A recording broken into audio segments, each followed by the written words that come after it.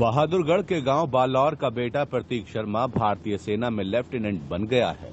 देहरादून में स्थित आईएमए में हुई पासिंग आउट परेड के बाद घर पहुंचे लेफ्टिनेंट प्रतीक का शहर वासियों ने जोरदार स्वागत किया। माता पिता के साथ दादा दादी और नानी ने भी अपने लाडले को फूल माला पहनाकर आशीर्वाद दिया।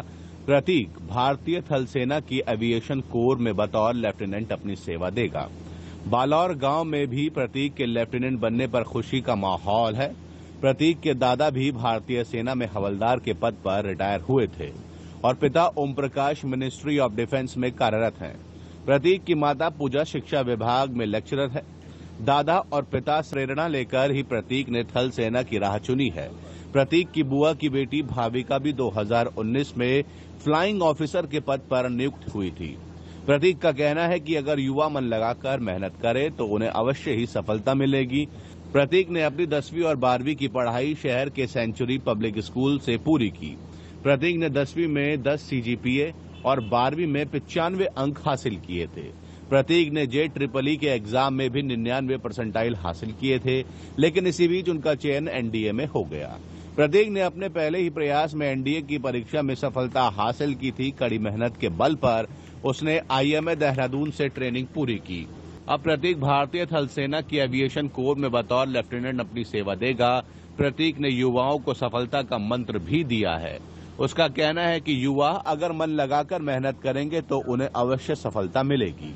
वहीं प्रतीक के माता पिता को भी अपने बेटे पर गर्व है। पिता ओम प्रकाश प्रतीक की इस उपलब्धि से बेहद खुश हैं, तो उनकी माता पूजा भी अपने बेटे की उपलब्धि पर भावुक हो उठी। माता का कहना है कि उन्होंने अपने बेटे प्रतीक को देश की सेवा के लिए समर्पित कर दिया है। उन्हें अपने बेटे पर नाज है। लेफ्टिनेंट प्रतीक शर्मा बहादुरगढ़ के बालौर गांव से सेना में पहले डायरेक्ट लेफ्टिनेंट कमीशन्ड ऑफिसर है। प्रतीक युवाओं के लिए प्रेरणा है। उम्मीद है कि प्रतीक से प्रेरणा लेकर क्षेत्र के अन्य युवा भी देश सेवा के लिए आगे आएंगे। तो 12वीं के बाद सीधा मेरा एनडीए में चयन हो गया। जब मैं 12वीं कर रहा था उसी वक्त फरवरी में मेरी एसएसबी थी जो कि वाराणसी में थी, तो उसी समय मेरा चयन हो चुका था और अप्रैल में मेरे मेडिकल थे और फिर जून में मैंने एनडीए ज्वाइन किया। उसके 3 साल के कड़ी प्रशिक्षण के बाद मैंने 1 साल आईएमए में प्रशिक्षण किया और फिर 10 जून 2023 को मैं आईएमए से पास आउट हुआ एज ए लेफ्टिनेंट। तो सेना में जाने का मन कैसे हुआ और कब सोचा कि मैं सेना में ही जाऊंगा, क्योंकि अब तो जेईई की तैयारी कर रहा था?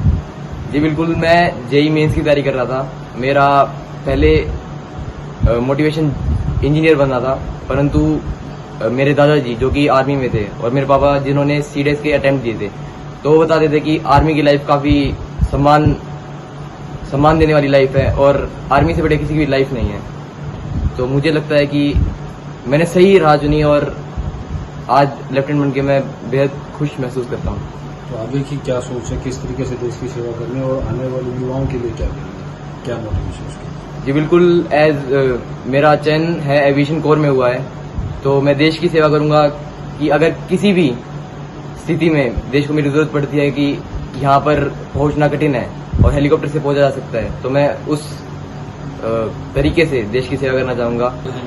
ये पल एक माँ के लिए इससे बड़ा पल हो नहीं सकता।